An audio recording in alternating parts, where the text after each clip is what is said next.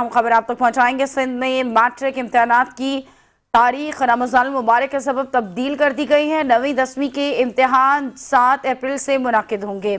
यह हम खबर आप तक पहुंचा रहे हैं। सिंध में मैट्रिक इम्तिहानात की तारीख को तब्दील किया गया है रमज़ान मुबारक के सबब, और अब 9वीं और 10वीं जमात के इम्तिहानात 7 अप्रैल को मुनाकिद किए जाएंगे। मजीद इस बारे में जान लेते हैं। इदरीस सराय हमारे साथ टेलीफोन लाइन पर मौजूद हैं। इदरीस, बताइएगा। जी बिल्कुल।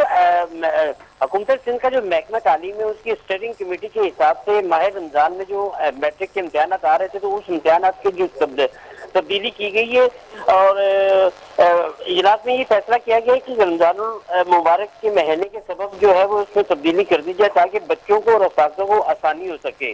तो उसके लिए बाकायदा 9वीं 10वीं जमात के इम्तिहान अब जो हैं वो 7 अप्रैल से मुनक्किद होंगे। अच्छा, मैं आपको ये भी बताऊं कि 9वीं और 10वीं जमात के जो इम्तिहान 25 अप्रैल तक ये जारी रहेंगे और इसके जो प्रैक्टिकल हैं, जो ज़मीनी इम्तिहान होते हैं वो जो है वो तकरीबन 10 मार्च से होंगे।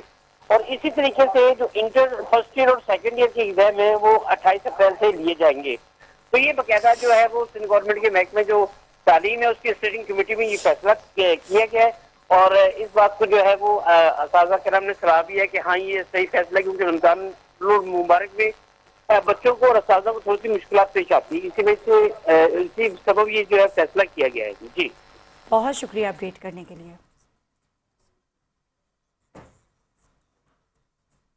ये थी ताज़ा तरीन